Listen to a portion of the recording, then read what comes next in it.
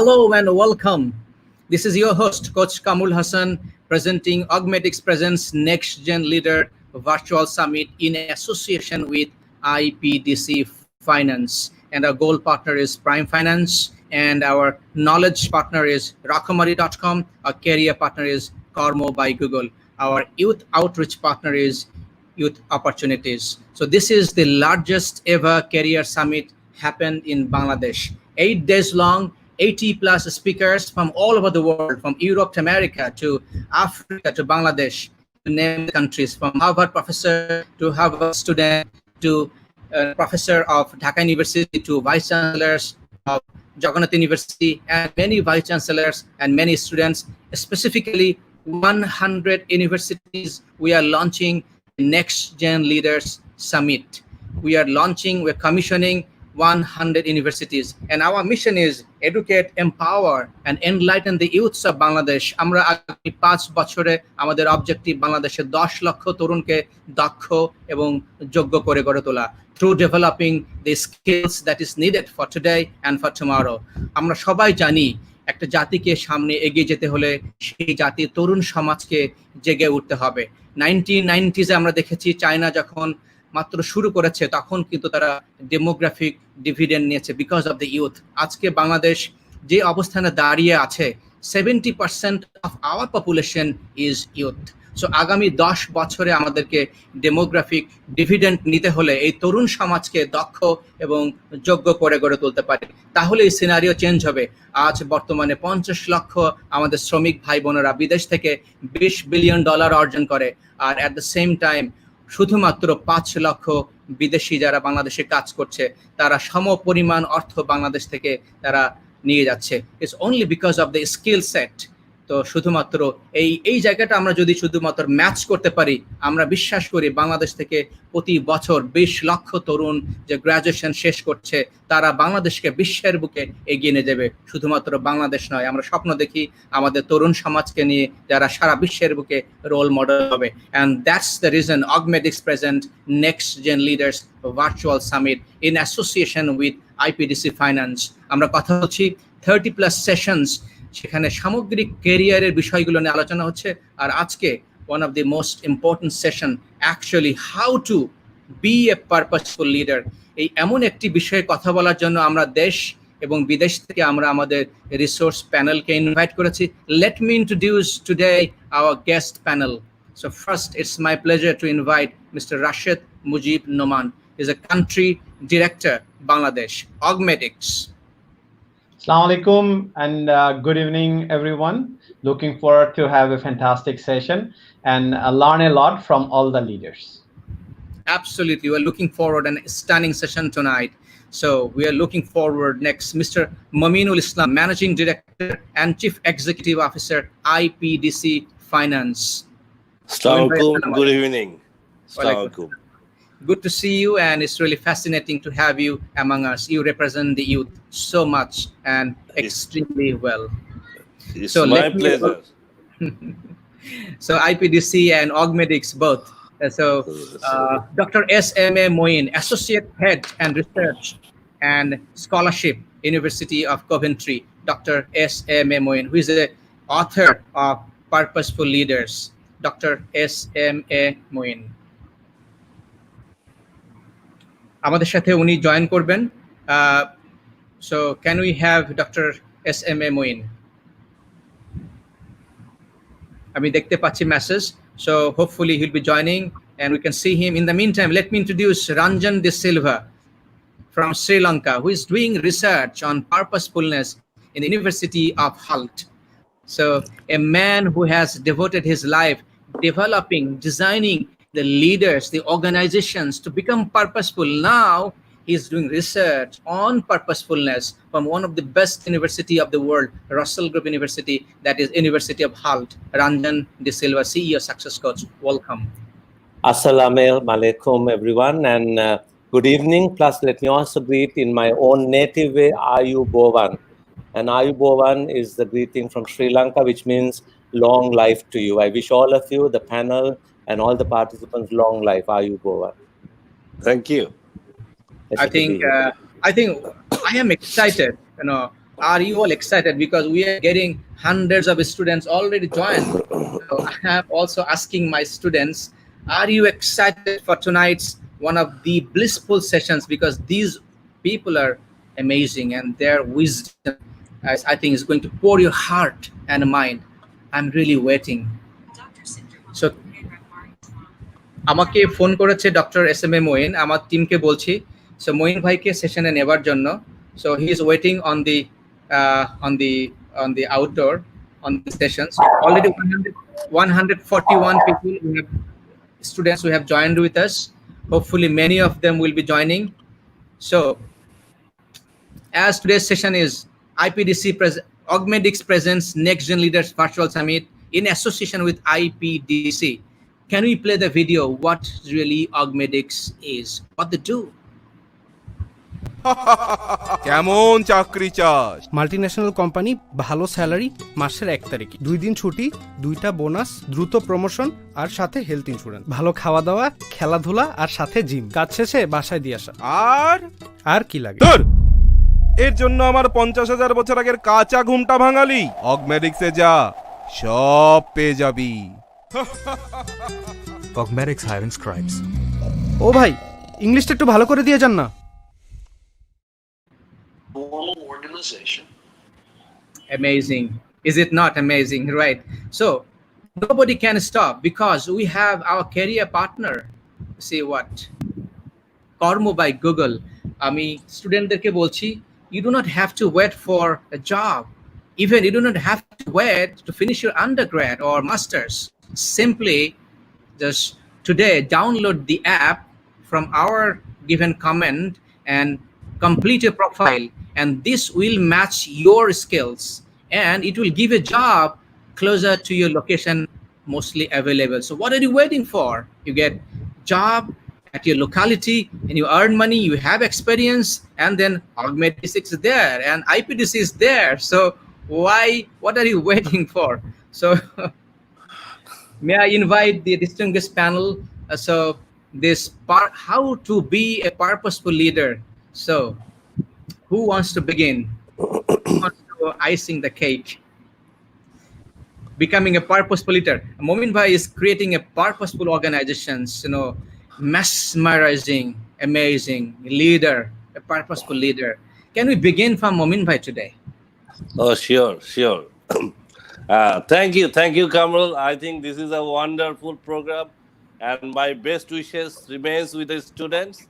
And I am really looking forward to listen to Ranjan, Rashed bhai, and the others, rather than saying something myself. But of course, you have brought me here to say a few things to the student. But I think rather than a theoretical person, I will try to relate from my own experience of how things have really evolved at IPDC.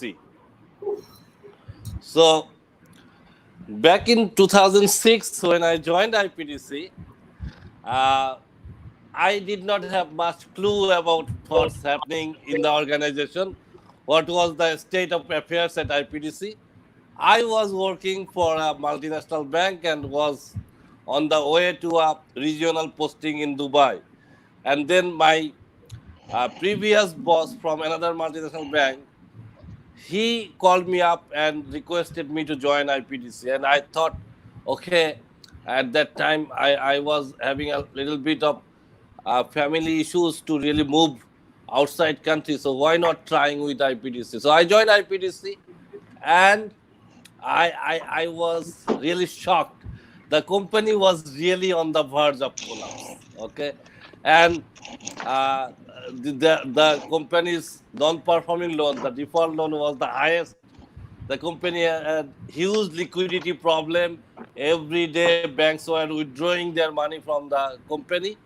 And the morale of the company was totally shattered. The employees all were very talented, and every day they used to come to the office 9 o'clock sharp, used to open their laptop and then open the Dhaka Stock Exchange website. The stock market was moving upwards, so they were very prudent investors.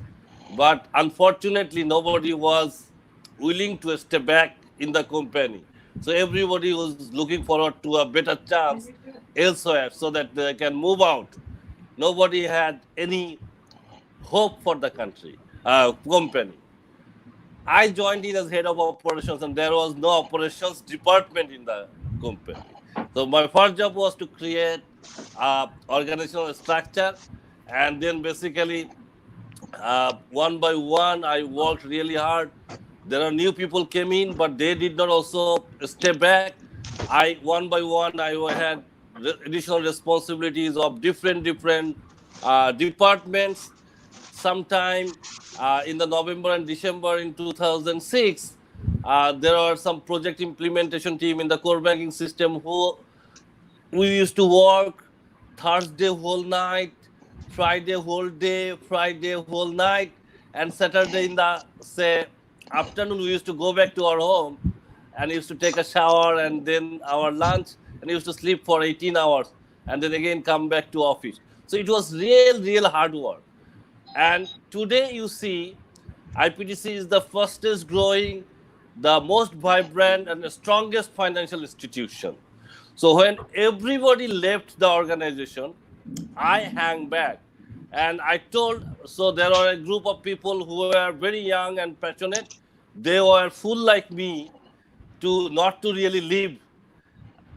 Everybody saw there is no light, but we say there is a hope. And we hang back. So what did we do? Basically, we just made a transformation in the company. So I would say most of us live a life which is every day the same. We wake up in the morning, go to our universities, do our classes, or we go to the offices, do our work. It's like a job, mundane. But when you have a purpose in your life, things get completely changed. So I say there are 3 P's in my life. One is the perseverance. So you have to really work hard to make sure you make a meaningful change in the vicinity around you. I say you have to have the passion to learn new things every day. And I say you have to have a sense of purpose. A sense of purpose is something, a dream that do not define what do you want to do in your life, but a dream which define how you are going to change the life around you. And in IPDC, in our vision statement, we brought in that sense of purpose that, okay, there are 60 banks and 30 odd financial institutions, but most probably everybody has some defined business model which caters into the most affluent group of the people or the most successful business. But there are youth, there are women, and there are small enterprises. Nobody is looking. So we brought in that target segment into our business model, and we incorporated the modern technology to serve them better than anybody else in a cost-effective and agile manner. Absolutely. And that really solved many of their issues. And that's, I say, the 3 P's. I say that is an attitude of a CEO. And in IPDC, I said everybody needs to have this attitude. Means everybody needs to be a CEO. So IPDC is successful because we do not have a single CEO. We have now 890 CEO in the company who are doing incredible jobs. Being the CEO of CEOs, my job is to make sure I keep the sense of purpose always ignited in the mind of my team members. Thank you so much. That sets the tone of today's session. আমি একটু briefly শুনবো from Rashed, Mujib, Noman ভাইয়ের কাছে. Then we will go for the keynote. I think we are just creating a floor. Then Ranjan will speak shortly before we go to keynote, because we have a keynote because Dr. SMA Moin, who has written a book on purposeful leader. So he will share his lessons and the books he has written on the purposefulness. That's why we're creating the floor. So Rashed, Mujib, Noman bhai. So we all know you. I think no need introduction further. So purposeful leader. So briefly, your sum up. Thank you so much. Thanks for the opportunity. But I just have to say a few words about Momin. This is a person I respect a lot. So I moved back to the country after 20 Thank years, you. and I see this person is everywhere. IPDC is doing well, and Momin, who has been leading the company, is everywhere. It's a student organization, the entrepreneur organization, everywhere. And so I said, I need to find this guy. I talked to a couple of my friends, and I find out, hey, we do have a connection. We both, Right. went to IBA. So I collected his phone number and gave him a call. And of course, with his friendly nature, I think I was so amazed. The first phone call I made, he made me feel like that we know each other for long time. I did not feel that is the first phone call. I think that is the leader. And I figured out no wonder why IPDC is so successful. So I have to say thank you, Momin, for It's a being pleasure. so It's an honor. humble and welcoming in that phone call. And since then, I think we just have started initiated few other projects together, and I'm looking forward to a good success there. Just a course. one quick thing, like Sure. I always wanted to serve Bangladesh. I was born here. I went to school here free. I have engineering degree for free. I went to IBA for free, and always felt that I have to do something for this country. Though I left, but I always wanted to come back. And Augmedix gave me that opportunity to come back and apply what I learned in US for 20 years. Similar to experience like Momin, the company when I joined August 1st, 2017, it's becoming 3 years pretty soon. We were at minus 78%. But whatever I learned, I applied. And today we are at plus 59% at operating profit. The company is doing well. We had 107 people. We have 385 people now. Nothing compared to what IPDC has, but what I'm proud of, in 3 years, we have quadrupled.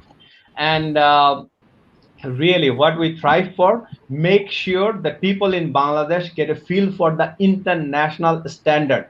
All the telcos and BATs and Unilevers and IPDCs, the standard they have created, we try to match that standard and want to give the environment they want to work here.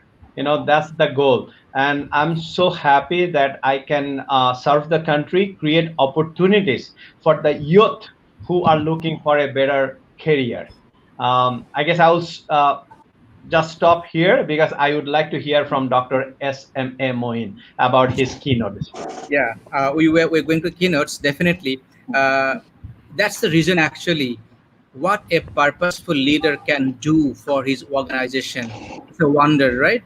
We have seen IPDC, now we have seen a purposeful leader coming back even after serving Boeing. You had the opportunity to work, for billion-dollar companies, and you worked for Boeing and so many big, large multinational companies. So a purposeful leader always comes to the root to serve, and that's the notion. And to set the tone further, a person who is setting organizations to become purposeful, creating purposeful leader, now researching on the purpose, how interesting it is. So are you excited? The man who is actually serving and creating last 20 years to create purposeful leader, and himself now researching on purposefulness. What's next? Ranjan, this is one. Thank you so much.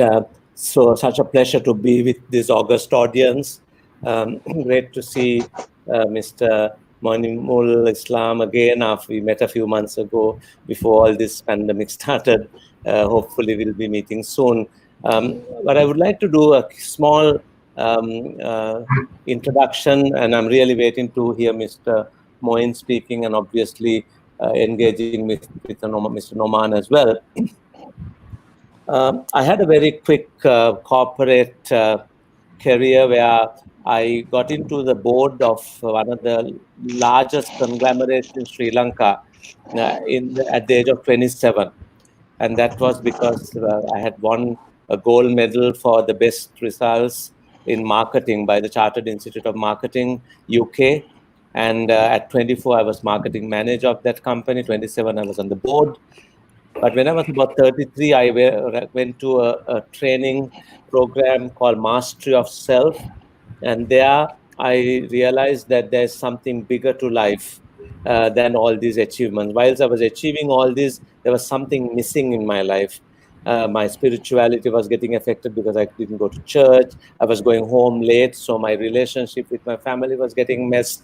I was working so hard, no exercises, so my health was getting messed. So finally, at this, I realized that there's much more to life than all these corporate achievements. So at the age of 35, I retired after having found the notion of purpose at this particular learning experience, which was based on NLP, neuro-linguistic programming. And since then, I have dedicated my life to finding my purpose of, my family. I've helped them with my team. So many clients. I came to Bangladesh in year 2000. I have guided people from 60 different organizations in working purposefully, starting with the Rahima Froze Group, and went on to so many other multinationals. And it was an amazing journey. But as I was going on, at the age of 30, at the age of 50, I realized that I need to know more about it, and I enrolled on a PhD program run by the Ashridge University in London. The PhD it's a deep prof, which was accredited by the Middlesex University. Halfway into my PhD, Hult University in the US bought over Ashridge.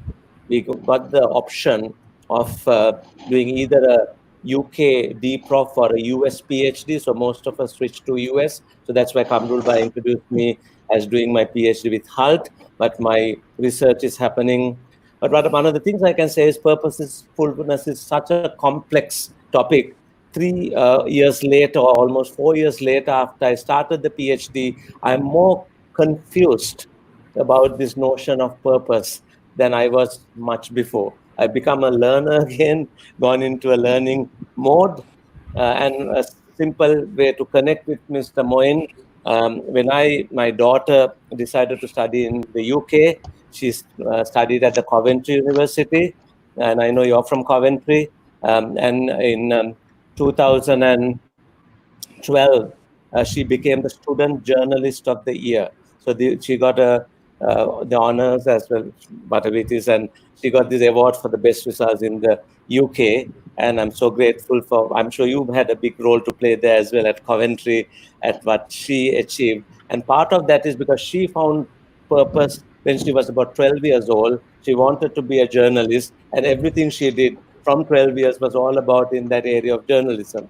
Ended up doing a journalism degree, went on to do human rights, and now she's doing a PhD on human rights at the London City University. So the point I'm trying to make here is that purpose can be found at any age. Me at 35, my daughter at 12. And I also know stories of those who found purpose at 72 years. Perhaps I might tell these stories as the session goes on. So over to you, Kamrul Bhai. It's a pleasure being here. Looking forward to hear from you, Mr. Moin. And of course, and to others in the panel. Yeah. Thank you, Ranjan. It's a wonderful story, and it's really important.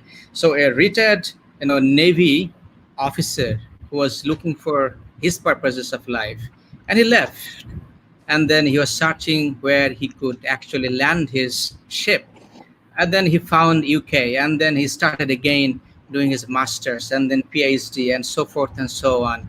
And then he has started his journey of purposefulness. Not only that, he has written a book on the purposefulness. So it's my immense pleasure for the youth generations to introduce the retired Navy personnel to a purposeful person and author, and now a professor of Coventry University, Dr. SMA Moin.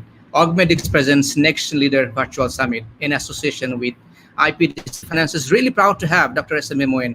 Please, would you mind, please, just to begin your, I think, the keynotes which can give us the light of purpose. Over to you.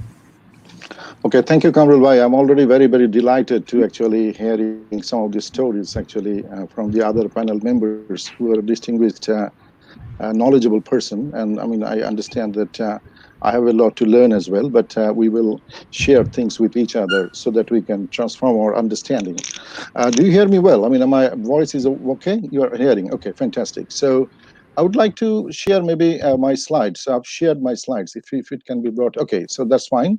So once I run the PowerPoint, probably I will not see you, but if you don't listen to me or something like that, please let me know. So I'm on my PowerPoint now, and I'm not seeing you. So I would just actually, you understand that the purpose of life, as Ranjan D. Silva said, that it took his whole life actually to find out the purpose. And then many people like find out the purpose at 72 and something like that. So it's not very easy thing. So I think it's very difficult to actually present this cover purpose of life in this such a short span of time. But what I will do, I will just create a platform, and I will just open the door for people to actually start an adventurous journey so that they can discover their purpose of life.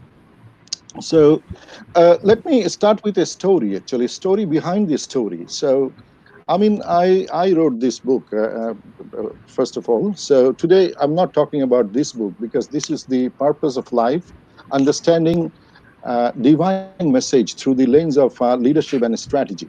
But then once, I mean, this book will just work as a sort of a background for my presentation today, because today's presentation is a leadership compass, and that is 12 steps to becoming a purposeful leader. So how you can become a purposeful leader using 12 steps. And it's more focusing on yourself rather than in the organizational context. But let me come with this story, actually. You know, in your life, I mean, if you deeply look at your life, you will see that you will see that you have come across number of vacuums in your life. And so the first vacuum I felt in my life, that was the positional emptiness. So when I was a young, so I wanted to actually get a position, and then I joined Navy, and I started serving Navy. I was very happy.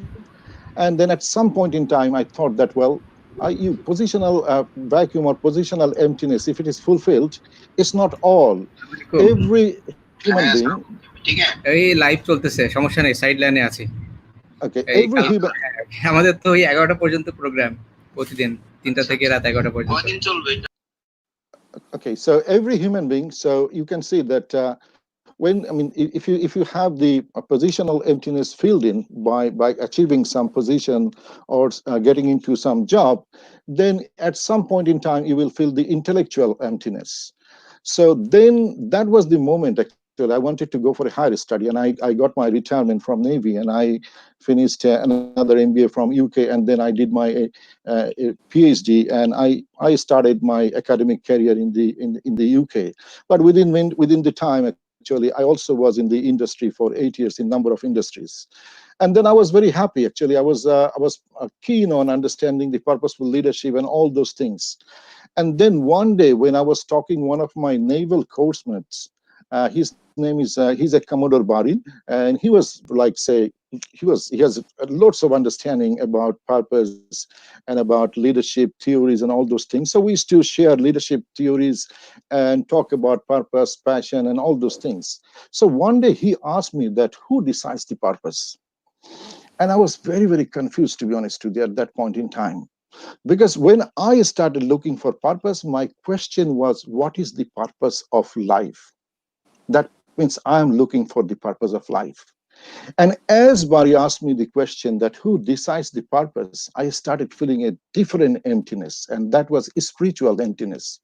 And I realized that if you ask that what is the purpose of life, it's a wrong question you are asking, because this question will land you to find out the passion by which you can manifest the purpose. But the purpose of life, you have to ask a different question, which is, why am I created?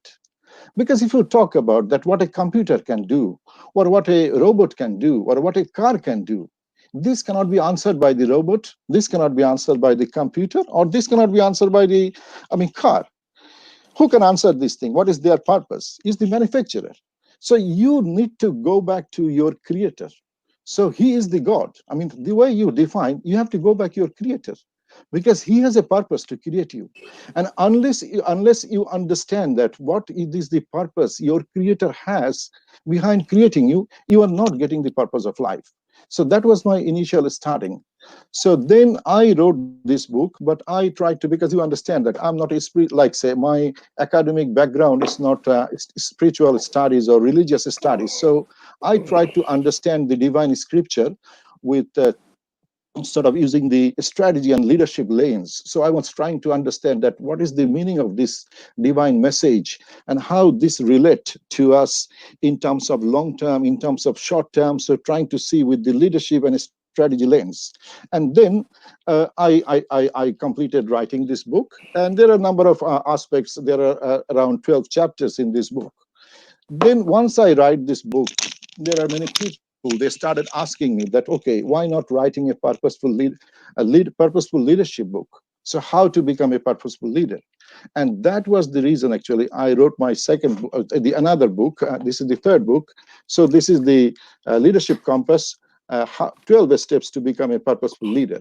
And I will go through the 12 steps very quickly, actually, so that I can also give the platform for the other panel members to discuss, so that the audience can be also inspired by their stories and by their by their wisdom and by their knowledge. So when I started writing this Leadership Compass and the Purposeful Leadership, I thought, actually, I reflected on my life. And I found that actually the concept of leadership came to my life when I was a sixth student. And that time I used to recite a poem, and that was written by Farooq Ahmed. And the title of the poem is Baro Doriyaye. এবং এই কবিতাটা আমার জীবনে এমন একটা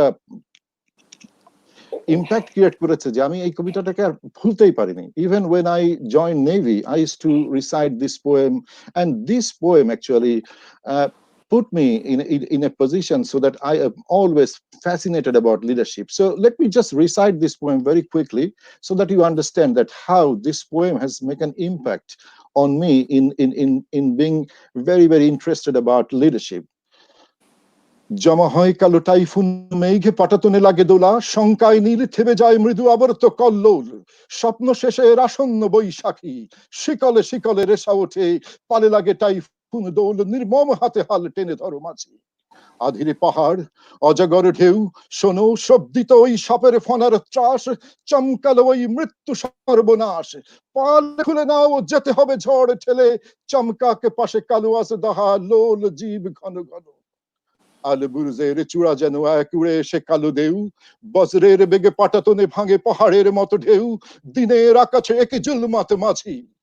ওই দেখো আসে মাউজের পর মাউজের কালো শাড়ি, ওই দেখো সাথে নীল আসমানে চমকায় তালোয়ার, পাল ফেটে গেল মাস্তুল ভাঙে বুঝি, ঝড়ের চাবুক পাটাতনে ওঠে সকরুণ হাহাকার, এই দরিয়ায় ডুবলো বুঝি এবার আমাদের সাদা তাজি।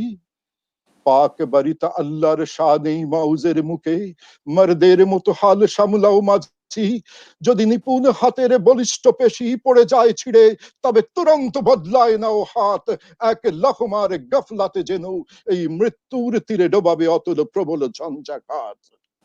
বলগা টানুয়ে ফেনিলা বর্তে পার হয়ে এই ঝড়, সমুদ্র থেকে সমুদ্রে ঘুরে পথ খুঁজে পাবে তাজি। পাড়ি দিয়ে তুমি এসেছো দরিয়া কত, কিস্তির মুখ বাঁচায় এনেছো বহু টাইফুন জুজি, ছিঁড়ে গেছে শিরা উড়ে গেছে এক হাত, আর হাতে তুমি হাল ঘুরায়েছো তুফানের সাথে জুঝি। দরিয়ার মাঝি তোমার জুদে পাথর গলানো খাক, পাথার পারানো কুয়াতে তোমারে দিয়েছে আল্লাহ পাক। আলবুরুজের মাউজ ঘিরে ঝলসাতে থাক তোমার হালের চাকা, চমকাতে থাক তোমার চোখের তারা, দরিয়া সোতায় যেখানে তাজি ভেসে চলে দিশাহারা, দাঁড়াও সেখানে ভেঙে চলো এই মাউজের কালো পাখা।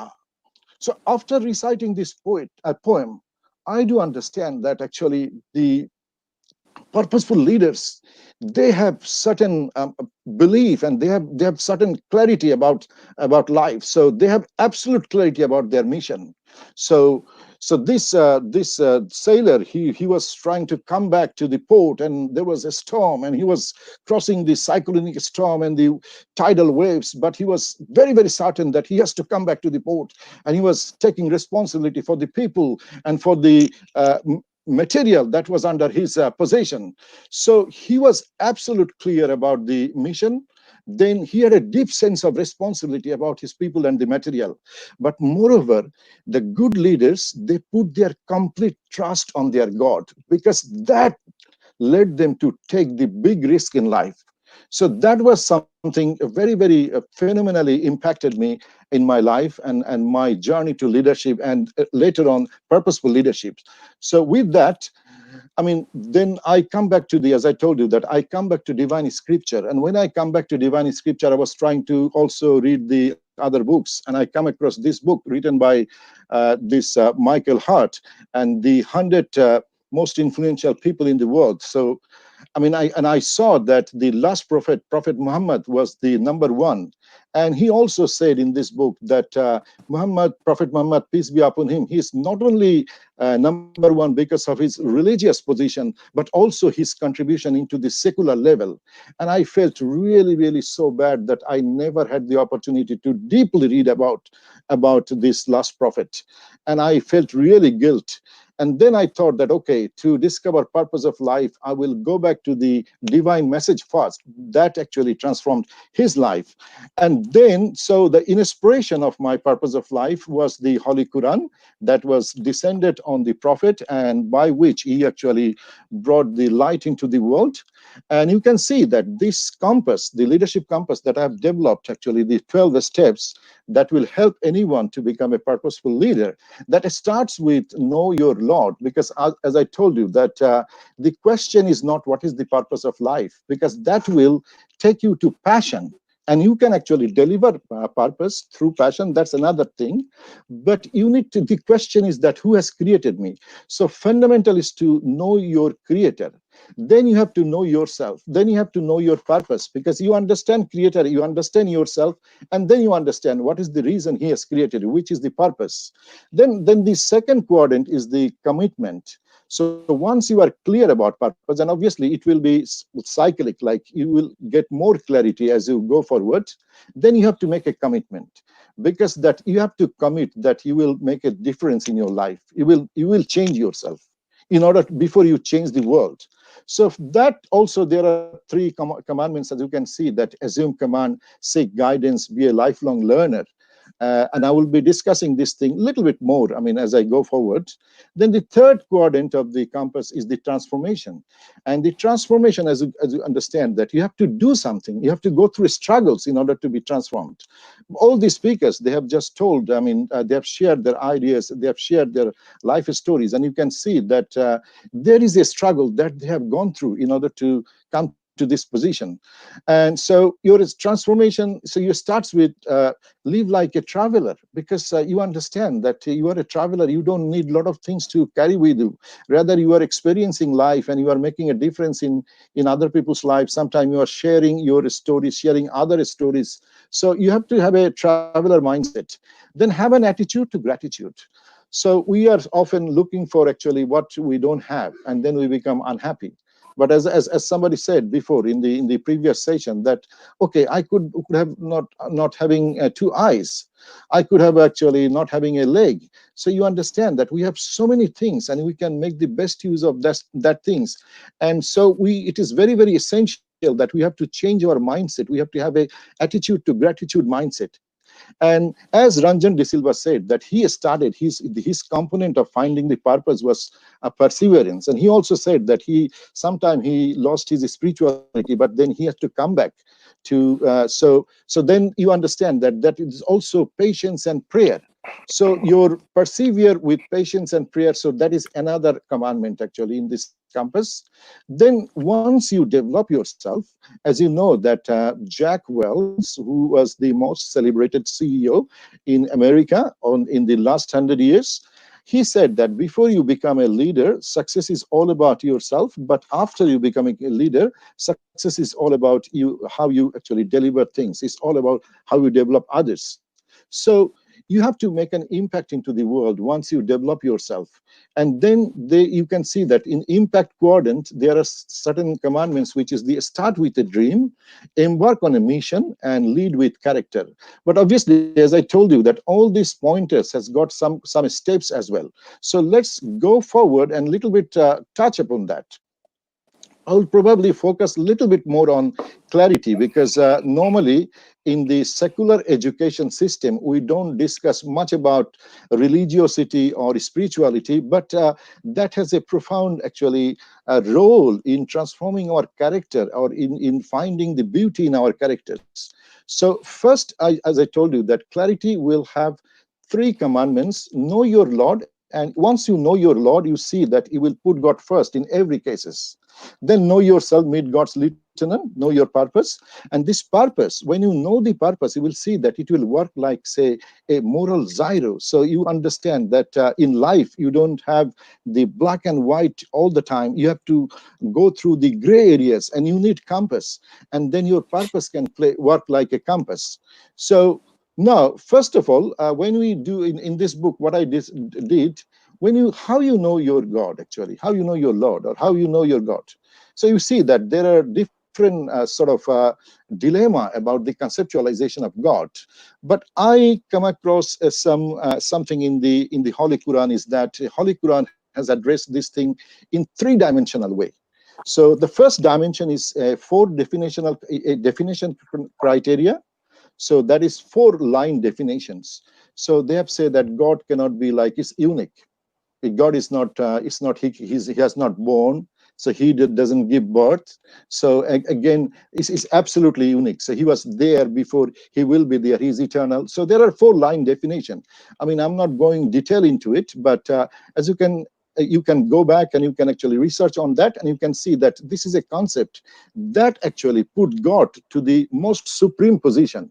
And that God, I think everybody is like to surrender to that God. So whatever the name you call, but it is like 4 criteria the God fulfill.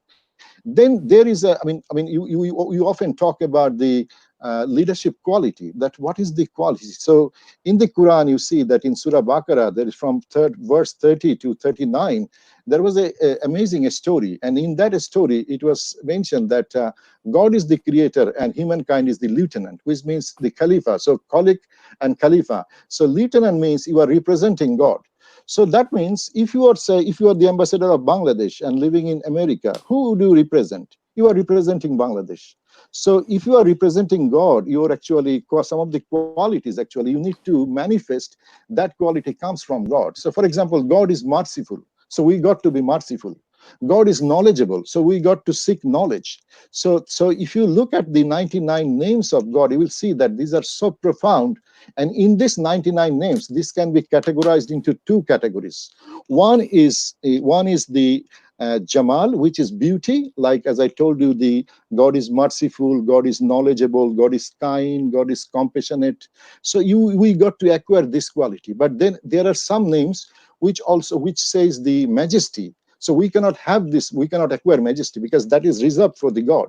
But these names help us to actually experience the God-slave relationships, because God is Lord and we are the slave. So we can understand that what is the relationship between these two. Then there is also cosmological science. So if you look at the world, you can see that this cyclone is rotating in one way. All your fingers, say Mark, that is rotating in the same direction. You can see the galaxy rotating in the same direction. Like if you see the signature of a painting at the bottom of the signature of the artist in a painting, you can actually understand that who is the artist of this painting. In the same way, if you look at the signature in the cosmos, you can see that the God is one, because there is profound similarity. So now, I also went to read the life of Einstein, and I'm trying to understand that Einstein becoming a big scientist, actually, what was his position, how he is dealing with the religiosity.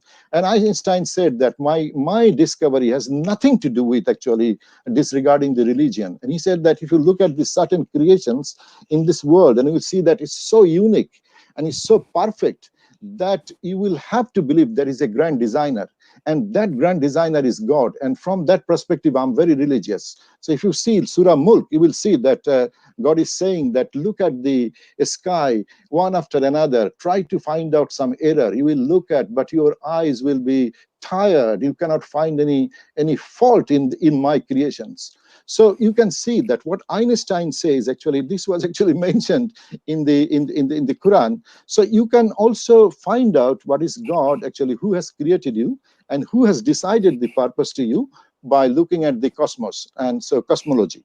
So now, as I told you, that we are the lieutenant of God. So how does it work? So let me just quickly tell you the story. So God assembled angels and told this story to them, and said that I'm going to create my vicegerent, that is my lieutenants in the world. And the angel replied that, oh, why will you do that? Because they will be fighting, shedding blood in the world, but we are actually praising your goodness. And then God said that what I know you don't know. Then God taught Adam not names, and this name is the concept. It's not the Moin Kamrul or something like that, or Ranjan de Silva. It's the concept. So you know what is a computer, you know what is a table, you know what is a wheel, you know what is a car. So that's why you can see that this concept was taught to Adam. So humankind now creating rocket, creating helicopter, creating aeroplane, creating computer, because they have been given the intellect and they have been taught by God. And then the angels prostrated the human being, because human being was given the intellect taught by God, and they also given the freedom, whether they can free will, so they can obey God and they may not obey God. Obviously there is with consequences. And then angels, they prostrated, but it's the Iblis or the Satan, he didn't prostrate, because he was arguing that, well, the humankind was made by mud, but I'm made by a fire, so I'm better than them. So that's why then Iblis tried to actually sleep humankind. So what did they do? What did Iblis do? Iblis told that, okay, don't go to that tree. But then Adam and Eve went up to that tree, and then they made a mistake, and they were descended to the earth. So many people think that actually they did a sin, and that was the reason they were in the earth. But it's not true, because God initially said that I'm going to send my vicegerent to the world. So what you understand from here is that you have two ways to success, two ways. One of the ways to a strategy, like say you can choose one. One will be successful strategy, another will be unsuccessful strategy. So if you follow the footsteps of angels who are humble when they are given the reason, and when they saw that they cannot answer, they cannot say what is the name of the certain things, but Adam can say, they prostrated. So you can be humble and you can submit to God. But on the other way, you can follow the footsteps of the Iblis or Shaitan, and you will be unsuccessful.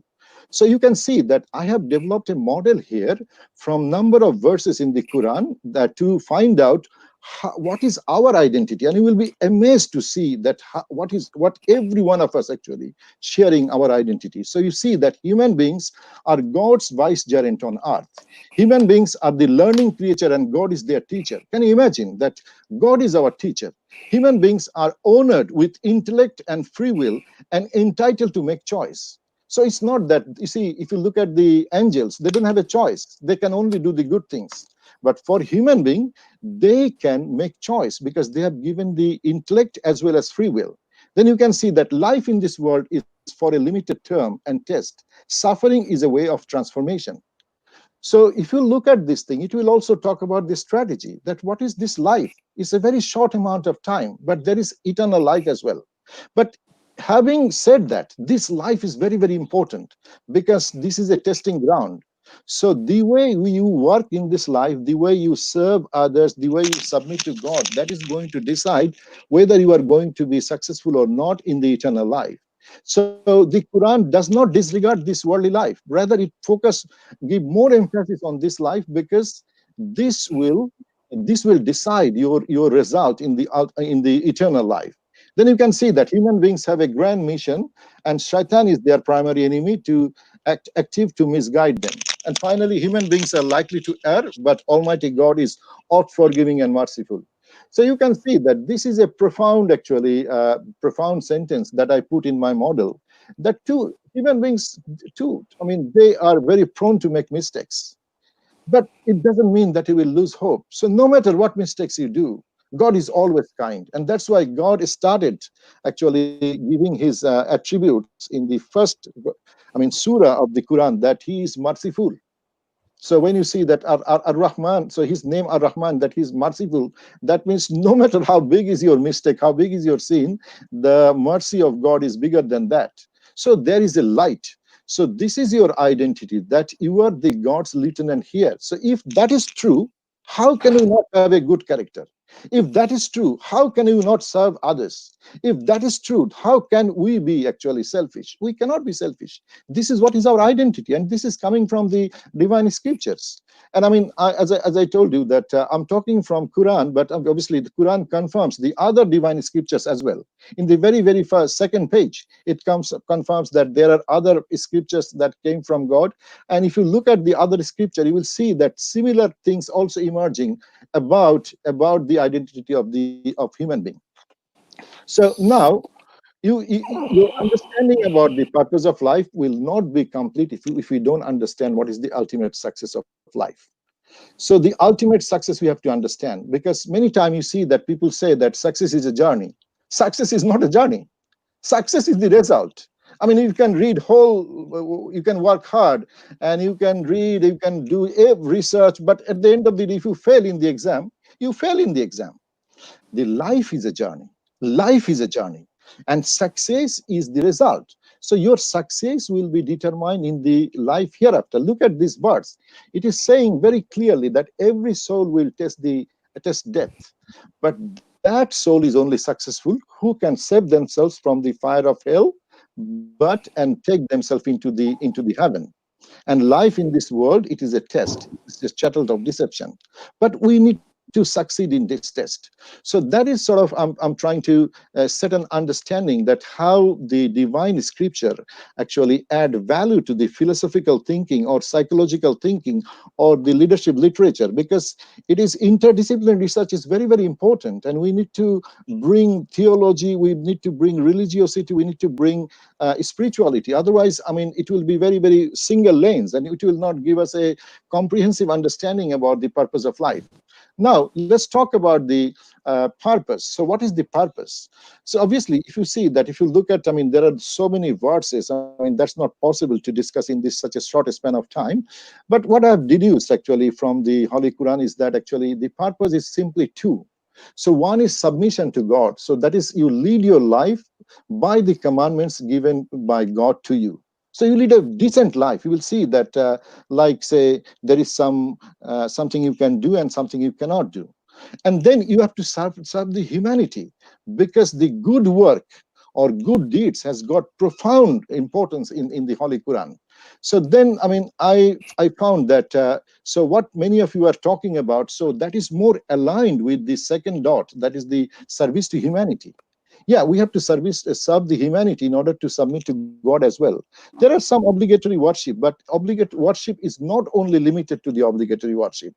So then, I mean, in this regard, I was just, I need to acknowledge one of my friend. He is also a Commodore in the Navy, Commodore Afzal. So one day I was asking him, he was like a very brilliant officer in the Navy. And I asked him that, okay, what is the purpose of life? I've been asking this question to more than 200 people. And this is the first time he answered me in just two simple, small sentences. So he said that to be useful and to be grateful. So then I see that to be grateful, it is actually a way of submission to God. And to be useful, it is a way of to serve the humanity.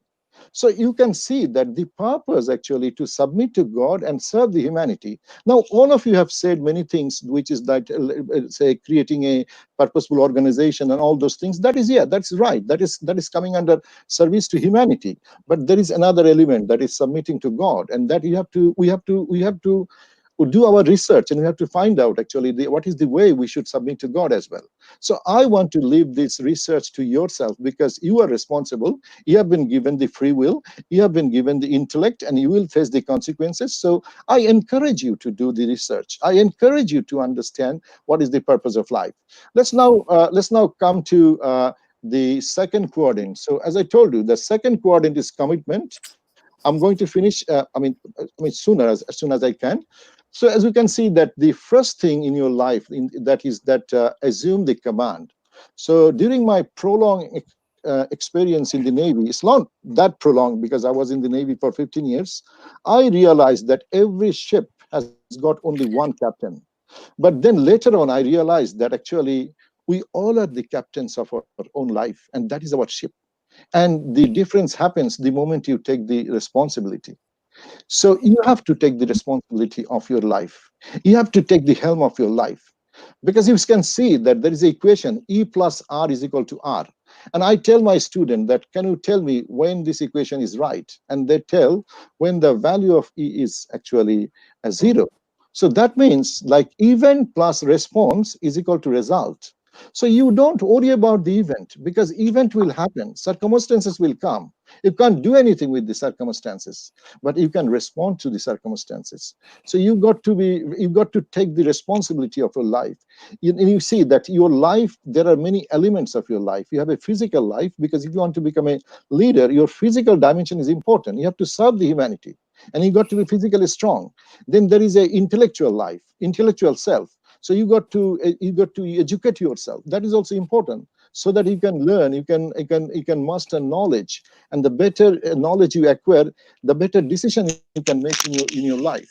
Then there is also spiritual self. So spiritual self will give you a sense of understanding about the eternal life, and it will put you accountable to your God. So you are more likely to be a good leader, and you are more likely to be kind to your people, because you know that your God is watching you.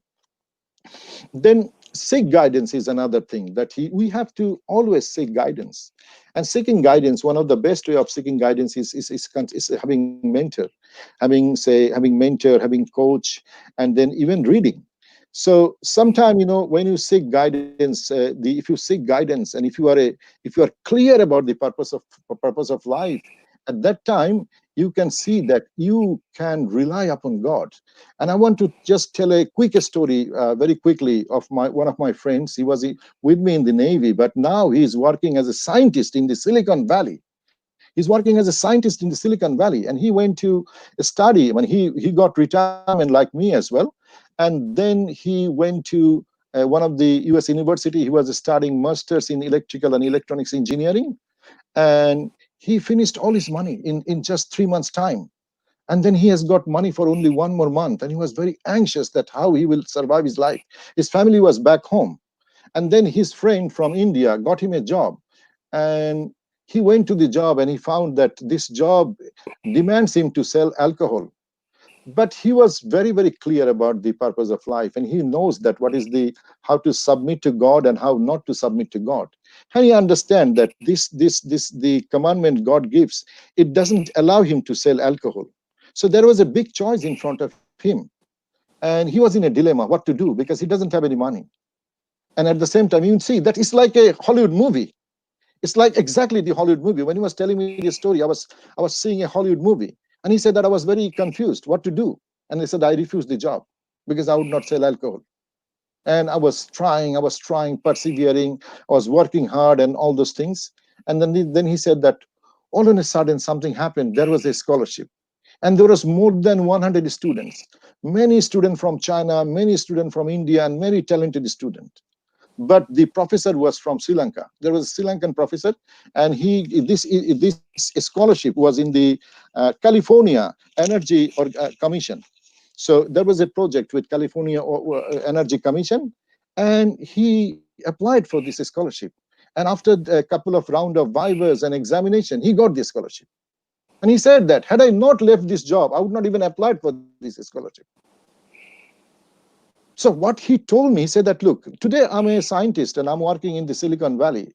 But trust me, it's all happened because I trusted God and I tried. And I thought that definitely God will work out something in my life. And he has achieved his dream today.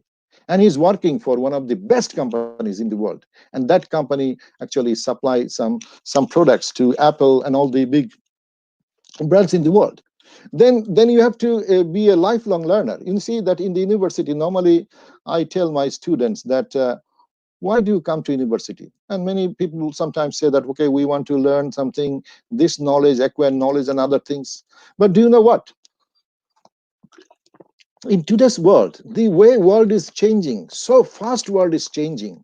What you learn in the university today, it will be outdated tomorrow. I have seen that something I have taught in one semester, in the next semester, I'm changing things dramatically because there are new research, there are new books. So what you have to do as a student is when you acquire knowledge, that's fine, but you need to learn how to learn.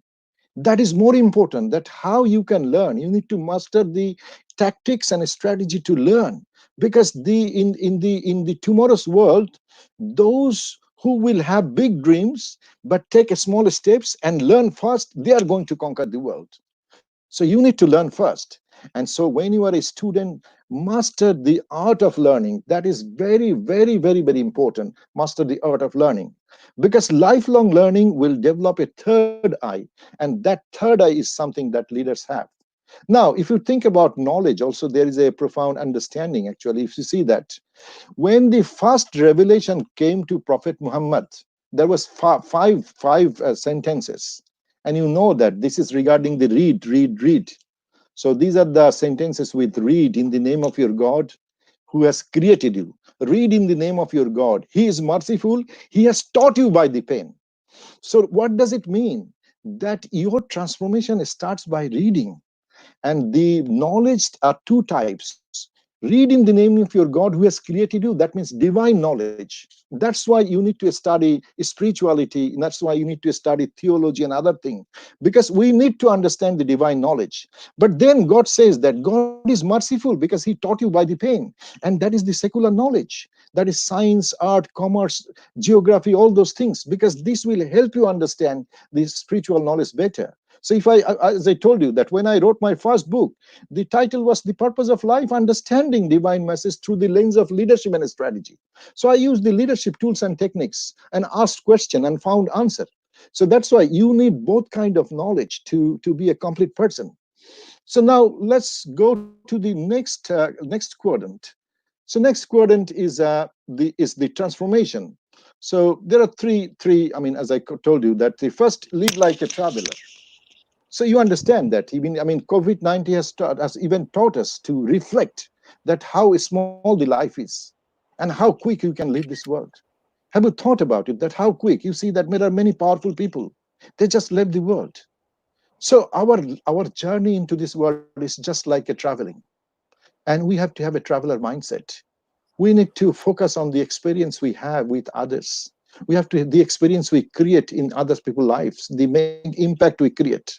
It's not about how much we have, because you might have everything, but if you have not made an impact in others people's life, that doesn't matter. I think the first speaker was saying that actually, it's for me, it's not creating dream for others, like fulfilling the dream for others. It's not about my dream only. So that's very, very powerful. So then have an attitude of gratitude, as I told you, that focus your eyes on the prize. Because see, in this regard, actually, so I just told the story of my friend regarding scientists before. So as I told you that, so the attitude of gratitude is very, very important. Because if you look at the glass and if you think that this glass is half empty, you have one kind of mindset. But if you think that this glass is half full, what does it mean? This glass is half full. That means it focuses on the resources the glass has. So if you think that what are the resources you have, then you can make the best use of resources. But most of the time we focus on something that we don't have. You see, how do you create a competitive advantage? If you look at the strategy, you create competitive advantage from developing threshold resources and threshold competencies. So then where does this threshold resources and threshold competencies come? It actually come from even the normal resources and competencies, because you work on it and then you create it like you sharpen it and it becomes threshold resources and threshold competencies. So you see, I mean, I'm not going deep in here because we don't have much time, but if you have an attitude of gratitude and if you focus your eyes on the prize, that can make a significant difference in the way you live your life and on your happiness. I think somebody was making a comment, I was just reading, he was saying that happiness is everything. So if you are not happy, your craft will never be an art. You see, what we do, that is a craft, but it can only be an art when you are happy and when you pour all your passion, all your heart inside into it. So that is what is very important. So that's another commandment. I mean, I have got like on this chapter, like probably 30-40 pages on this chapter. So then persevere with patience and prayer, transform through struggles. If you look at the movies, I mean, do you see that movies, the hero, they don't face any struggle? If I think you have seen there are some of the movies like see the Pursuit of Happiness. See, in the Pursuit of Happiness, have you seen this, how the hero led a life, how he was pursuing happiness? He was going through struggles one after another and all those things. He was in jail sometime, and then because of the parking that he could not pay the fine, and then he ran from there, he come into the interview board, and he was asking, he was like say he didn't have a shot, and then they asked that why is this reason, and he said that, well, I cannot tell you I was thinking to tell you a story, but I cannot actually lie to you, so I will tell you exactly, because I could not pay the fine, so I was in the jail, and I just ran from there as I got rid of. And they laughed, and he said that I will put my every passion and everything, and he got the job. And they asked that if somebody said that if you are given a job, why you are given a job, even you don't have a shirt wearing, and he said that probably I was wearing a good pant. So you understand that perseverance is very, very important.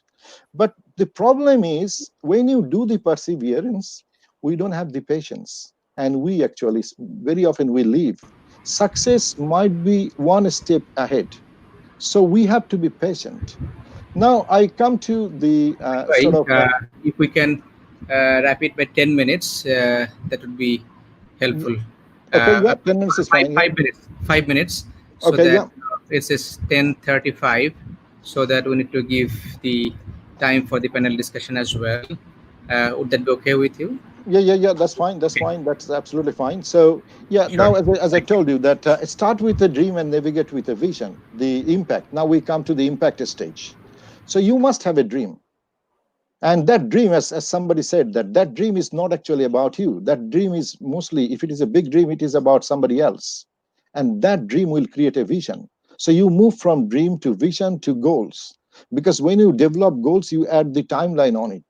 And unless you turn your vision and dream into goals, you do not achieve these things. So there is a profound art there, because I think there was a presentation on 17, and there was something called a smartest goal. And that was fascinating. So yeah, now embark on a mission. So your mission is how you lead every day. So now we are coming actually more of the corporate sector, in the professional sector, that how we make a difference in something like that. So this book talks about that, make service part of every day. So no matter whether in school, whether you are university, whether you are company, you are making service part of your everyday. You are serving somebody. You are either serving the customers, or if I'm a teacher, I'm serving the students. So this is something. So if you make your mission as the serving others, you can see that no matter what profession you are making excellence. You are delivering excellence. So that's very, very powerful. So you know that when I was talking, so another friend of mine, he is working in the World Bank now. His name is Mujib, and he was very, very keen to go to Canada, and he got the Canadian immigration. And then he was about to leave, and all of a sudden he said that, well, I'm the only son of my father, and I mean, if I go to Canada, then what happened to them? And what happened to my mission? If I'm not even serving my fathers in their old age, then no matter how successful I am, how does it actually help? I mean, what kind of person I am?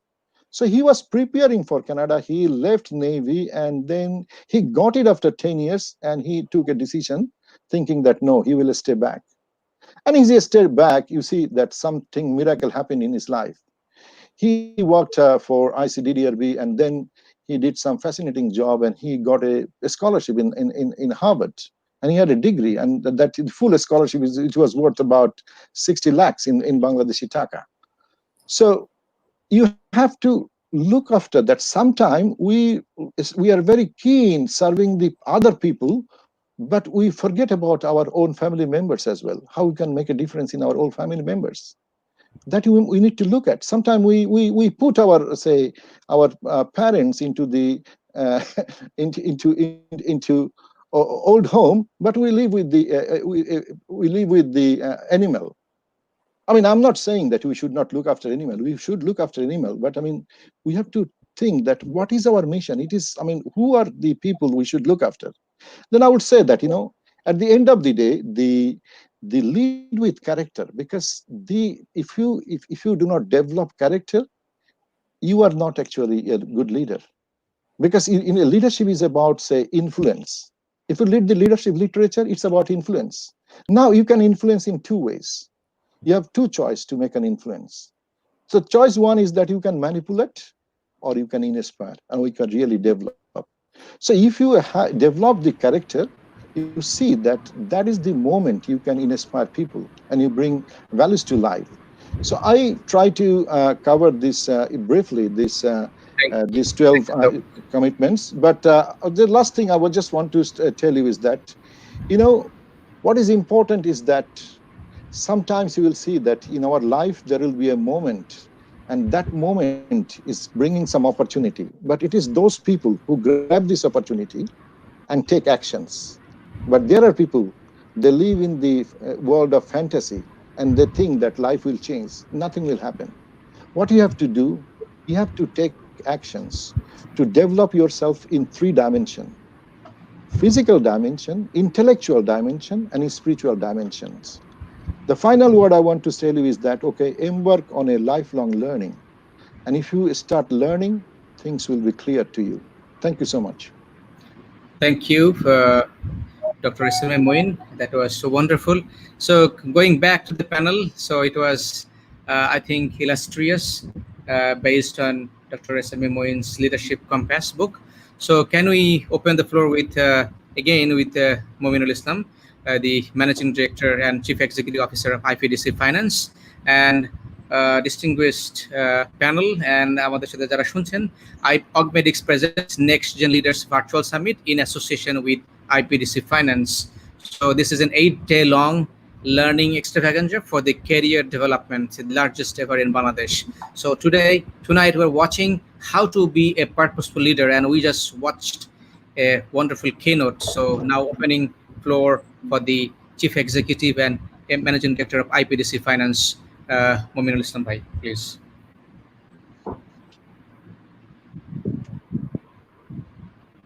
Microphone is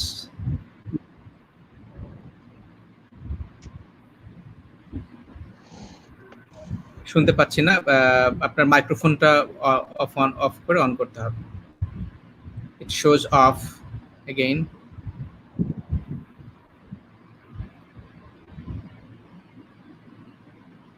Nah. Shows it. Perfect. Yes. Perfect. I think somehow I did not have the control. Okay, thanks for unmuting me. I think it was wonderful listening to Mr. Moin, but I think it's quite late. So sometimes I feel as a purposeful leader, we need to see life through the lens of time. So our time is limited. We do not have an infinite life in this world. So our action needs to be defined within the context of the events we are in. So the purposeful leader sometimes stand aside and really leave the space for others to speak up. So I think I will today try to really comply with that. I will stand aside now to really speak, to allow the others to speak up who must be more knowledgeable than me on this topic. Thank you. much. That's really, very generous. So can we have like as a purposeful leader? So Rashed Bhai, what actually resonated you most, to serve the nation, the community, because it must be something coming from inside, and that actually drives you, motivates you, and inspiring you. So what is that purposefulness inside you, and how did you bring it out? So if you can help others to unleash the others' purpose, how that would be based on your experience. আপনার আমরা যদি একটু মাইক্রোফোনটাকে আমরা on করতে পারি আমাদের backend Yeah. থেকে correct thank you Thank you so much. I think, I was listening to Moin and so much knowledge he tried to convey to us. I would just say one thing, what in fact Momin mentioned in his opening remark. I don't know whether people catch that, so I just want to stress that. One thing Momin mentioned, that in his organization, there are 980 CEOs, right? And today, who are listening, I would say if you do not take anything home, just take that one sentence home, that you are your CEO, you are your leader. And if you can believe that, you will change your future, your organization's future, and the country's future. So that's so powerful. That's the only thing I wanted to add here at this point. Thank you. Wow, fantastic. So it's really wonderful. So small is the beautiful, right? And how beautiful it is composed.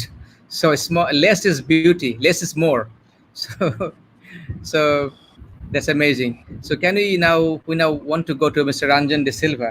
Ranjan, so as a lifelong learner and researcher on purpose and creating the purposeful leader and organizations, so what would you want to say towards our youth and young generation to become purposeful into their life, study, and then beginning the career, and then the family and the society?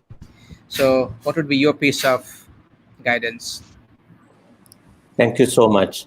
I'd like to start from the third step shared by Mr. Moin, which is of course Dr. Moin, sorry.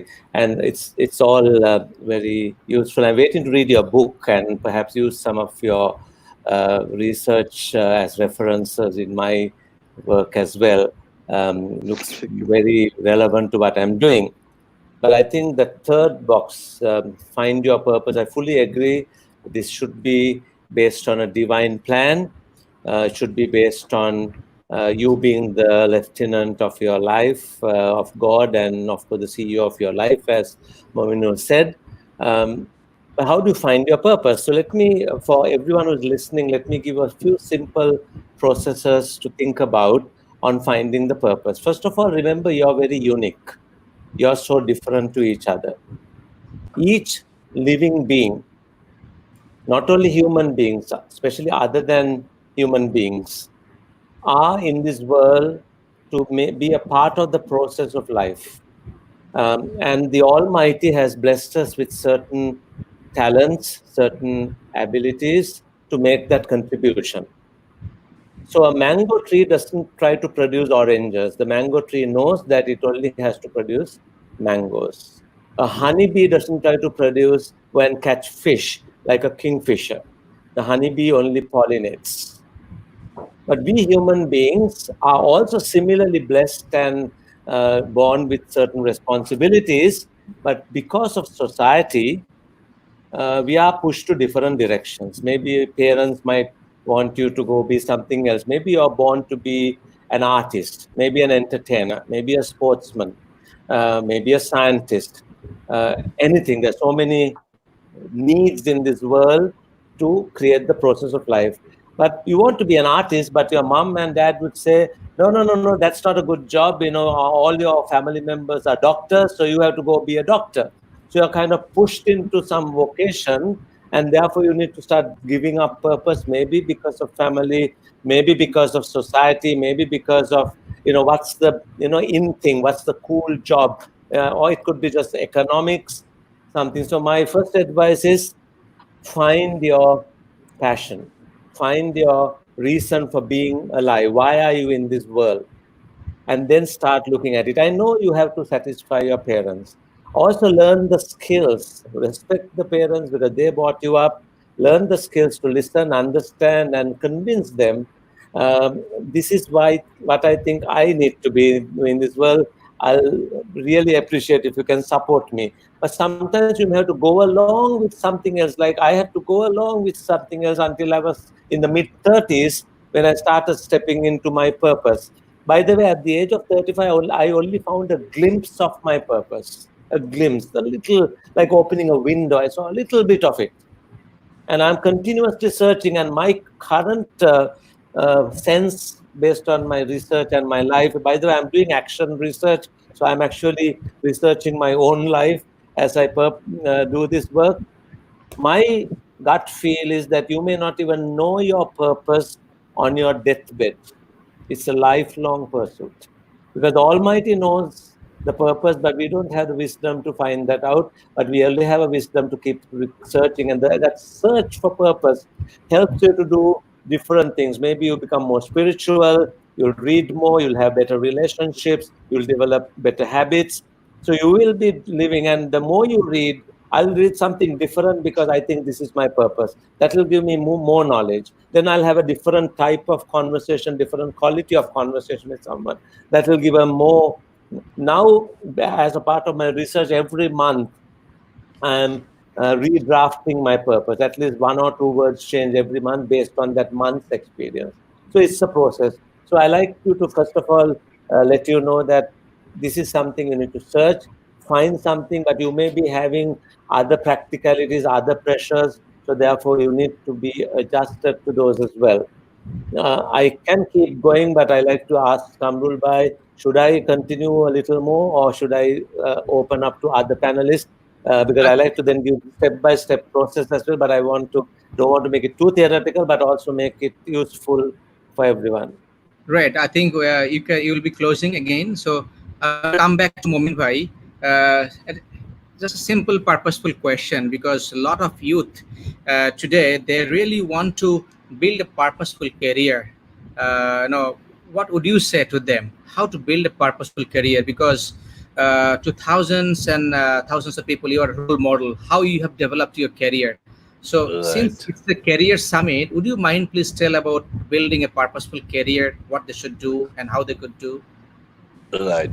Thank you. Thank you. That's a wonderful question, and I will just shortly try to give some perspective of how to build a purposeful career. So, whatever situation we are, there are always be things which are not to your liking or not to something which should be ideally.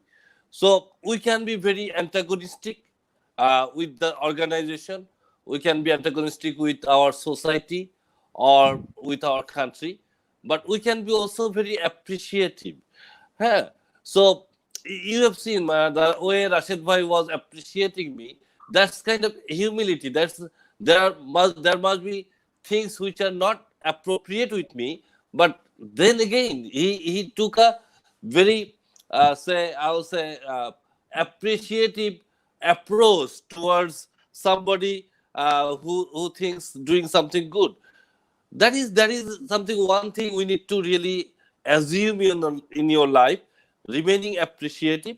And we can criticize things or we can be very compassionate. So we need to be compassionate that, okay, whatever we are doing, we can be very critical to our supervisors or our colleagues, to the management, or we can have a compassionate view, because everybody is human being. So if we want to change things, we need to really appreciate, have the compassion, and then also be positive rather than be pessimistic. So as I was saying, when everybody lost hope, I really remained positive. I really tried to really go the extra mile. So dear students, please remember, if you are not willing to walk down the unknown road, if you are not willing to take the extra step, you will never be meaningfully successful. So if you just follow the known road, which has no challenges, you are not going to be really successful. And what happens is that when we look around, we have so many things to get frustrated. We have corruption, we have nepotism, we have psychophancy, we have intolerance, we have hatred all around us.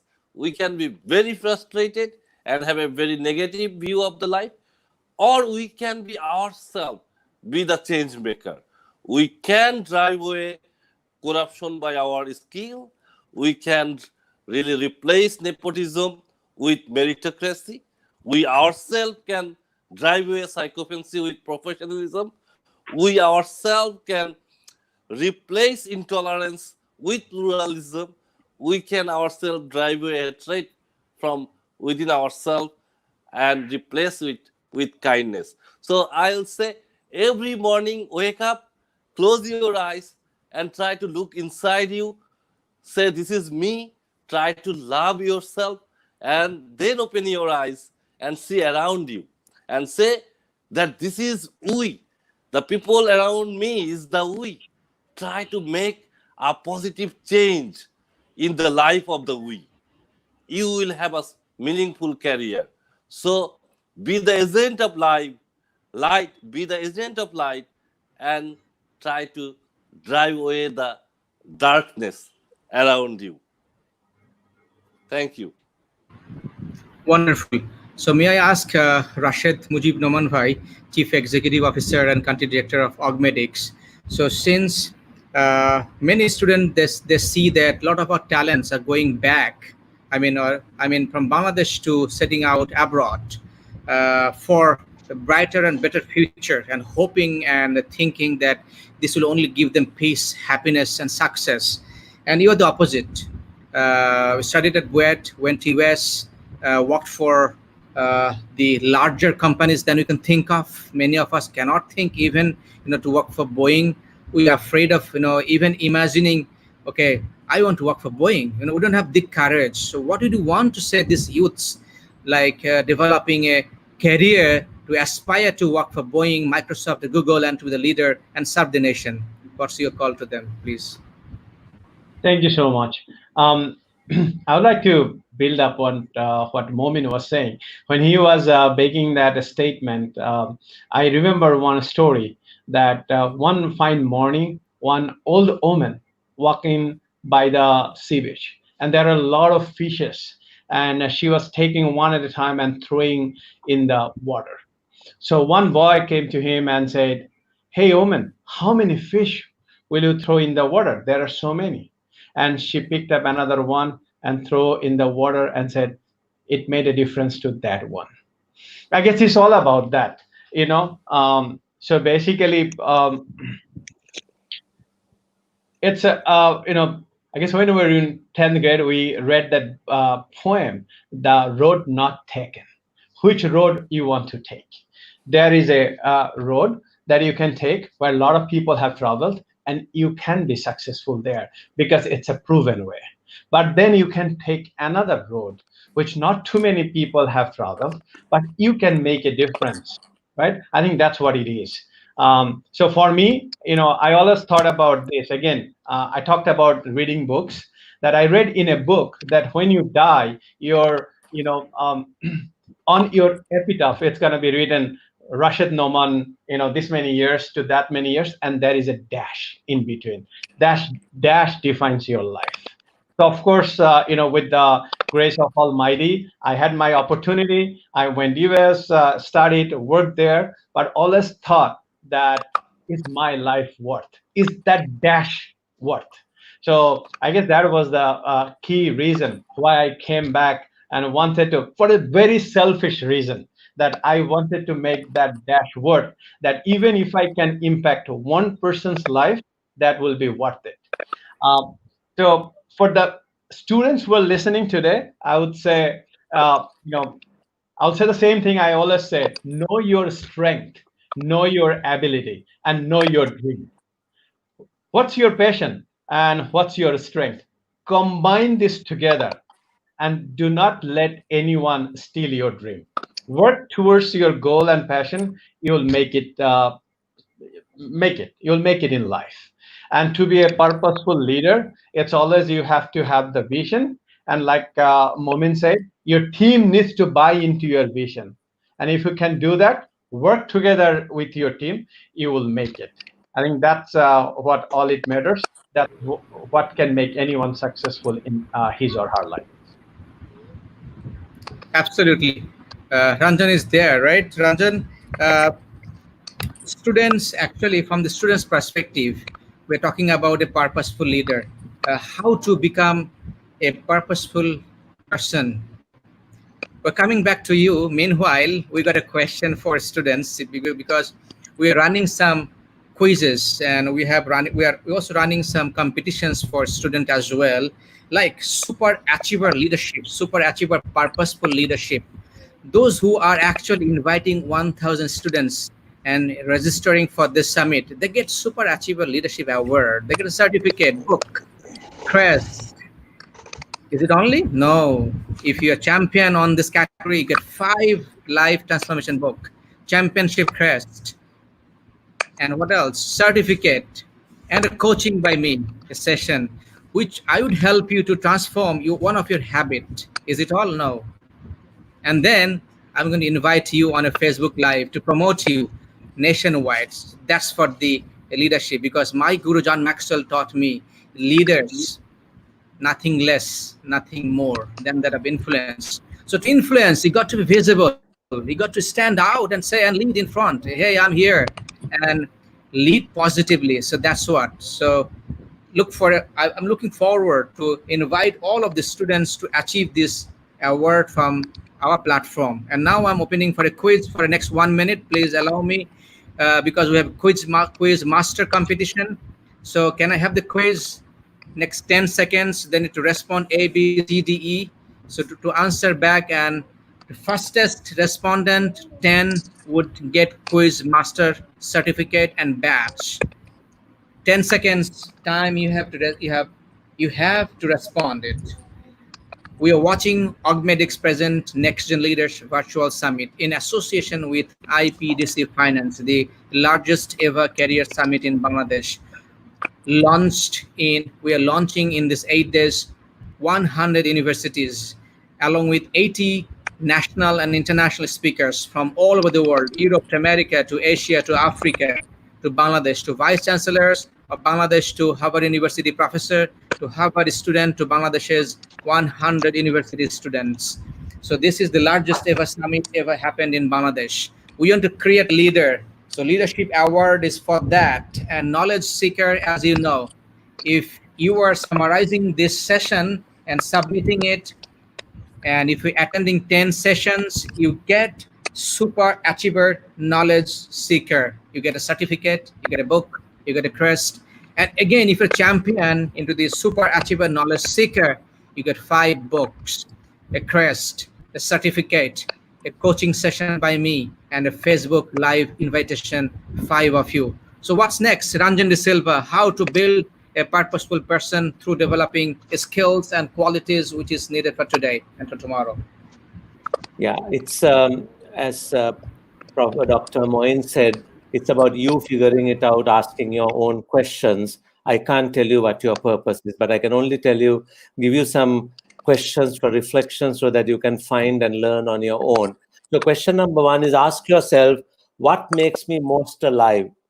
What kind of work, what kind of activities makes you feel most alive, most joyous, most energetic? You look forward to this work. So first list down some of those things. What are the things which makes you most alive? And please do write down these questions, and you can answer it later, but I'm going to give you some indications. The second question to ask yourself is, what have been my struggles in this world? Because I believe the Almighty gives us struggles to build up some certain skills, certain attitudes, certain knowledge to be able to be purposeful in this world. I know a young gentleman who had attended one of my programs about 2 years ago in Dhaka. He was struggling with suicidal tendencies when he was in university. And one of his professors became a good mentor, got him out of that situation, and he became a star student. Then he dedicated his life to help other students who were suicidal. And by the time he met me, he had saved 104 lives of students. He's an internet star. He has an organization called Hope Bangladesh. And that is because that became his purpose, because he struggled with that challenge. Now he can help others. So sometimes the second question is, what have you been your struggles? Is it financial? Is it health? Is it career? Is it organizational, relationships? What's the struggle? The third question to ask yourself is, what concerns you about this world? When you look around the world, what matters to you? Is it poverty? Is it environmental damage? Is it discrimination of certain people? When you look at the news, when you look at people talking, what sort of makes your blood boil and say, I must do something about this? And if you feel like that, again, the Almighty is sending an inner message saying you need to use your life to be of service to that particular cause. And the fourth one, which is not that relevant compared to the first three, is what can you do to make a living? But I think that will still come up if the first three are in place.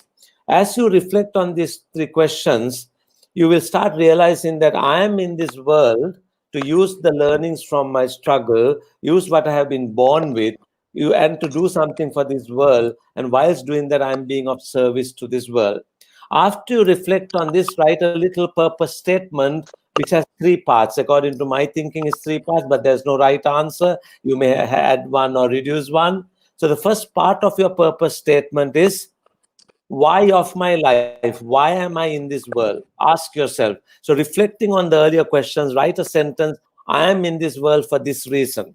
And I'll give my purpose in a little while after I explain.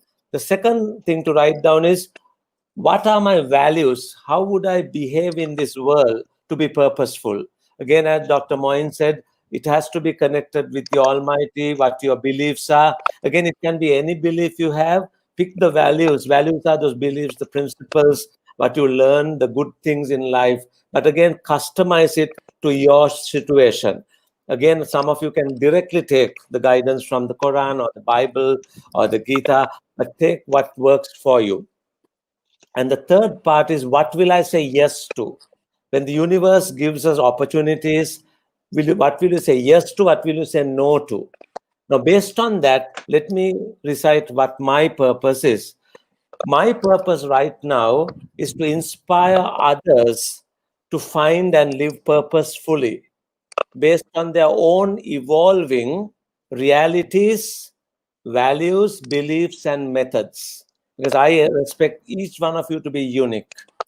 And your realities are different. Your values are different. Your beliefs are different. And the methods you use, it could be prayer, it could be meditation, it could be yoga, it could be just pure corporate work. What is the method which works for you? So my purpose is that to help you live by those, make others understand. And I hope, and I feel so happy right now that there are thousands of you. Hopefully, I'm at least giving that idea. The second part of the purpose is the values, and my 5 values are this. My first values is to be authentic, to tell the truth, even if it hurts. Secondly, empathetic, to understand all forms of beings, especially those I'm connected with. Thirdly, passionate, be passionate about what I do, put my heart and soul into it. Fourthly, humble. I believe there's so much wisdom in this world. So I would like to work with humility. And fifthly, selfless. I would give even at my own inconvenience. And the third part of the purpose is, what will I say yes to? And I will say yes to any opportunity I get to sow the seeds of purpose in the hearts and minds of people, so that we can all together create ripple effects to make this planet a better place. So that's broadly my purpose, and I wish you find yours. Please connect with me. You can go to my blog, and there's lots of things I've written because I'm researching onto it. It's ranjandisilva.blog. Please go there, look at it, talk to me. I'll be the happiest to help anyone who wants my input to find your purpose, because that's my purpose. You're on mute. One quick question to both IPDC Managing Director, Mominul bhai. So what we have noticed from your career that you stick towards and a beat good time or bad time in one place. So today, for our youth, they tend to hop around, and then they think hop by hopping and by changing, maybe they get a purposeful career. So what do you tell them to consider building skills, and what you see among a purposeful employees of your organization aligning with a leader's purpose and vision? What are the qualities that you want to see among the new entrants? Right. Thank you. Kamal, basically, there is uh, no problem people moving from one organization to another organization, but from my perspective, say my say way of thinking was always like that. That okay, whether I am learning every day, whatever I am doing, whether there is a challenge, whether that gives me the opportunity to say excel every day. So in case I do not learn, in case I do not enjoy, in case that doesn't give me the kind of challenge that I aspire in life, I will move on. So, in case my organization gives me that kind of opportunity, definitely there is no reason I should really hop around for a 2 taka, 5 taka, say increment. Unless I have something and some time spent within one context, means one organization, I cannot really contribute. So, the youth today needs to understand that the way we had our career started and the way the world now has changed a lot. So we were in a much more static world, but the pace of change has incredibly becoming faster in the era of fourth industrial revolution. So in this era, the name of the game is to really learn, unlearn, and relearn. So every day you have to learn new things.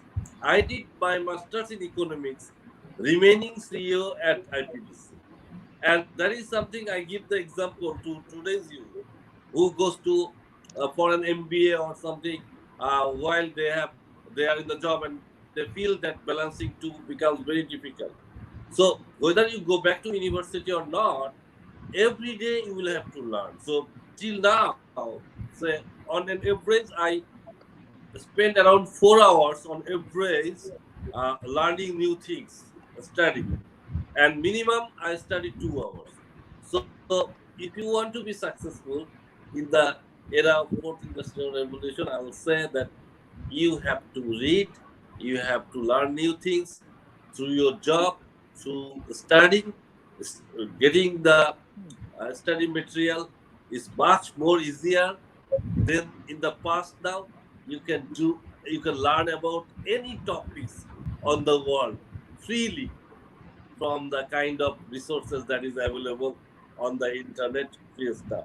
So please make sure you spend your time judiciously. It's not that you will be only working and learning and will not have any kind of softer side of the life, but you need to balance that.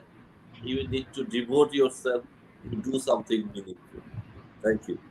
Thank you so much. Before going to Rashed, Mujib bhai, tomorrow is the day 3 coming up, and there are some important programs, important sessions for our student. And can we have the small session promo videos for tomorrow's session so that our audience can know what's coming up next? Day 3, the largest.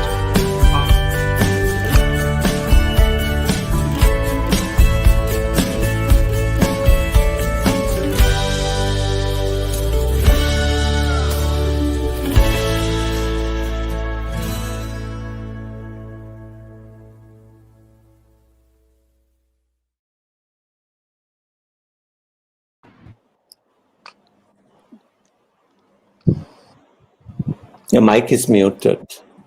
That includes one of the session for entrepreneurship development and career guidance and high achiever sessions for our student leaders.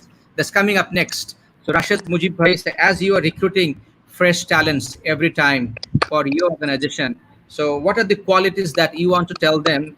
So somebody they're looking for a job, and how they can start building a solid career, by doing and working in any industry that's possible. Sure. Thank you.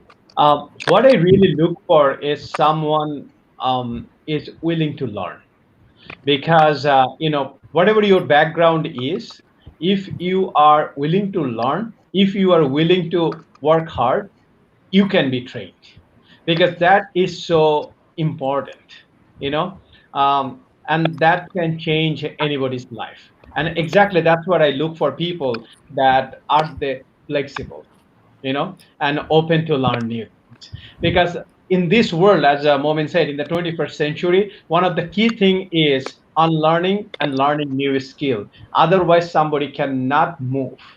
And so that's one thing I always look for people. And the other thing I always talk about people, that do yourself a favor. Don't do me a favor. Do yourself a favor. That wherever you work, doesn't matter whether it is Augmedix or not, you know, whatever industry, whatever organization you work, spend few years, because every organization has something to offer. You can learn a lot and you can prepare yourself for future. That is so important, and you can grow. The other thing is, I try to find out, even with that 10-minute conversation I usually have with an candidate, that whether he or she has the basic skills, the collaboration, right? Is this person thinking? Creative thinking is the way to go in this world. Is this person good in communication? Because in today's world, wherever you are, whatever industry you are, communication and communication, that's very important. So communication, collaboration, creative thinking or critical thinking, and willingness to learn.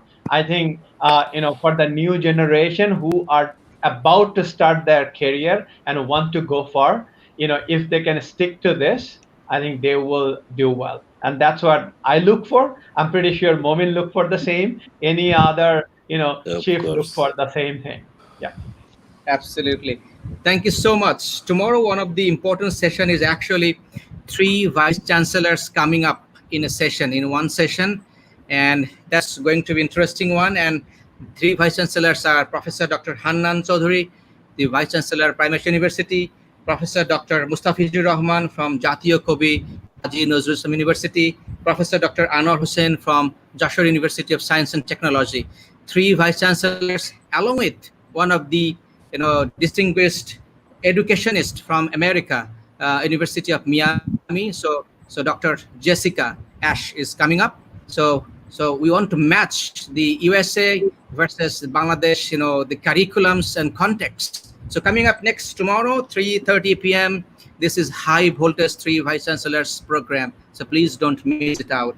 And of course, our High Achievers program would be 5 to 7 p.m. by Ineke Hoekmans from Netherlands. Only this is a Zoom session. So looking forward. So Ranjan, before you close, I want to thank Dr. SMA Moin. What do you want to say within a minute? And we need to wrap it up in the next 3 minutes, please. Thank you. Looking forward to your quick comments for sessions and summit, and overall, what you're feeling, Dr. SMA Moin, because you are teaching also one of the profound university in UK, University of Coventry. Okay, thank you so much, Kamil Bhai. I think I'm very, very delighted to see the way you are making an impact in Bangladesh. I feel that when I was a student, actually, if I would have this kind of sessions, and I will be benefited a lot. And obviously, I learned a lot also from the discussion from the other panel members. And I feel myself so grateful to make a little impact, actually, and be part of your movement that is targeted to making a difference into the lives of the young generations who will be leading the country. I just want to say one thing that actually, in regards to this purpose of life, and because I just saw one question from one student, and she was saying that if the purpose of life different for different people, then what is the purpose of life? Yeah, there are two dimensions. As I say, that I try to see the purpose of life through two dimensions. One dimension is that you have to consider life beyond death, and we are answerable to our creators. So why our creator has created us? That is given. That is given because creator, that is given. That is, we are not to decide that. So submission to God is given. So obviously there are many prophets, there are many messengers came in the world, and it is our responsibility to find out what is the last message and what is the correct message, and we need to actually compare with different scripture. And I think it's the best way to actually see what is the similarities, because I think when we see the similarities, we will see that there is something unique. So we are answering to the God after our death. That is one element. So why God has created us. So submit to God in a way, the way God has created us. But another thing, as I told you, that God has also given it very clearly, that's service to humanity. And I think this is actually, we cover a lot in the business school and in the university, because we are looking live actually success within this world. And whether I'm working in Amazon or whether I'm working Google and other kind of things. And I think the theme of your section is actually like that. So that's perfectly all right. But I just try to bring this understanding to students' mind that it is actually the knowledge, the search of knowledge that will bring the lights that many of the speakers told today, that if you search for knowledge, things will be clear. But there are two elements. One is submission to God and is service to humanity. Now, service to humanity, then there are many ways. There's no right and wrong ways. You can serve humanity in many ways. So with that note, I say that put God first. Thank you. Thank you so much. Another important session for tomorrow, I'm just reminding a bit marketing of the program as well for tomorrow, because post-COVID international education and career guidance. So somebody coming from, American education expert from EMK Center, so would be sharing and guiding you for your career growth. So stay tuned. Tomorrow, that is 5 to 7 p.m. session. And Ranjan De Silva, Ranjan. So you can say, I think, months about purposeful career, but we don't have months time, even within 2 minutes. What can you say? What I can do in 2 small minutes. is less. Yeah, less is, beauty. So over to you, and you finish the session for tonight. Thank you so much. Okay, so one thing I want to add is that once you have a glimpse of the purpose, I gave you a broad outline of how to write a statement of your purpose. After that, you need to start living purposefully. And for me, living purposefully is every day take little steps. One is on the spiritual side, do your spiritual duties. Every day learn something intellectual. Every day do something to improve your emotions, emotional development. Every day do something to develop your relationships, build new relationships, improve the quality of relationships. Every day do something for your body, make sure you do your exercises, right rest and nutrition. Every day do something for your financial stability, save some money, cut down expenditure, not necessarily invest something financial. Then also do something for your ecology, because your environment is important, society, and finally your temporal, which is your nature, use of your time. So if you keep doing this every day, based on the purpose itself will get changed, because you will get new knowledge, new discussions, new conversations. So it's a lifelong pursuit. But what you find is that you're actually doing purposeful things. So therefore, I also say that God comes first, submit to the will of God, whichever the faith you belong to, and then listen to the God and ask, what do I have to do in this world to fulfill your will? So you're in this world, because I think when you're born, the purpose is written for you by God. Your job is to find it. Now, practically, you have to find jobs and work. Even if you ideally find a job which is in line with your purpose. If you love environment and its purpose is somewhere there, find a company which does that. If you like, financial related, if purpose is somewhere there, do something. However, even if it's not there, take whatever it is, and then work on it. And whilst developing reading on your purposeful areas, do a totally good job, because you can pick everything from any job. habits, behaviors, leadership skills, all that is needed, and keep doing it. And when even within that company, you might have new opportunities.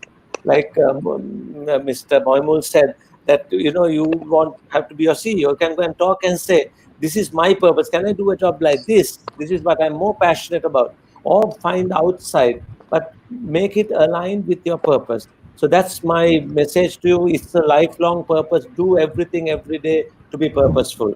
And I was requested to close, and I'm going to close with a poem, Can which you is just take a few comments from the Momin Bhai and also Rashed Mujib yeah, Bhai and then we'll do the before you poem. go to the poem, and so Okay, that fine. you can close it. Thank you. All right, let's do that. That's So fantastic. comments for the session, program, summit from both of you, please. Now, this is, I think, one of the most useful and wonderful program in recent time. And as we said, Bangladesh is a country of youth.